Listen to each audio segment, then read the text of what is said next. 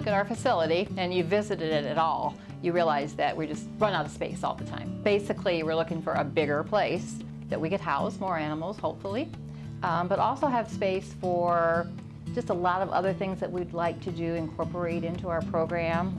Personally, I would like to see a separate area for cats and dogs so that we could actually be having adoptions at the same time. Right now, the way we're set up, we'd have to have separate cat days, separate dog days. That'd be wonderful. We could just have set adoption hours. There's only so many Band-Aids that you can put on things, and the volunteers and the people that help maintain this building do an excellent job. But I know that they would be much happier if we were able to do some more state-of-the-art things.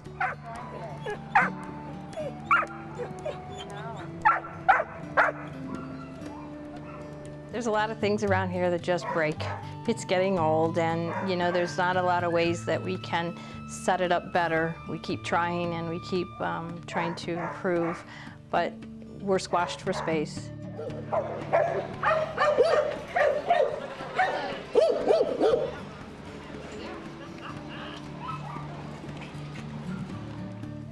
I think if we talk about a new facility, we're going to have to make a wish list. As I'm sure you can see, there are needs in every part of our building. There's needs for interviewing space. There's needs for a surgical suite, for training area, so that we can have enhance their opportunities to be adopted. Come here, buddy. He has to. Right. Drop it. Drop it. Exactly. Okay. Toss it over to Jordan.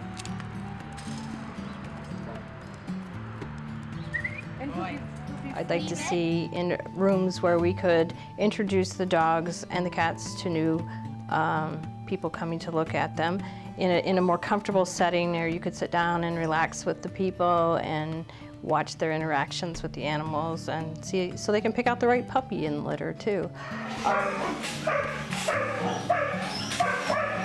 Another thing I'd like to see is a place that's set up quietly for some of our older animals to care for and our sick animals, so that they have a place to recoup and get better. And sometimes the loud facility and all the dogs barking, it's hard on them. In a new facility, I think what the cats would really benefit from would be an area with plenty of windows. They love to watch the birds and watch what happens out there. Lots of scratching posts, lots of things to provide vertical space for the cats, such as cat trees or things that can be mounted on the walls for them to climb on, so they can each have their own private little areas.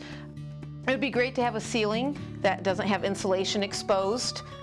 We've had to kind of cage off the ceiling to not pose that risk to the cats. You know, with respect to trying to reduce the risk of disease transmission, definitely a better ventilation system. You know, that's very important when we have over 100 cats in one building. The spread of disease can happen rather quickly. Having smaller rooms of cats would also help to reduce some of the fighting that happens with the cats. Come here, how was your day?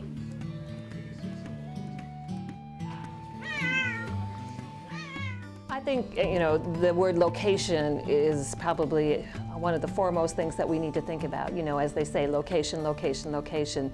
If we can be in a central area where, you know, we're seen every day by the people in the community, either coming and going from work or whatever the case may be, that's going to be a plus for us as well. Nice to have more parking when we have busy adoption events, and especially if the weather is bad and there's snow out, there's very limited on the parking.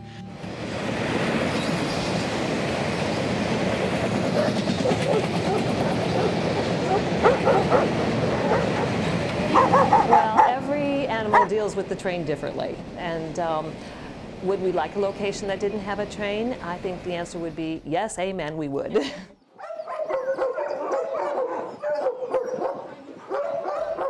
No matter who you talk to, they're going to have an agenda or they're going to have that wish list.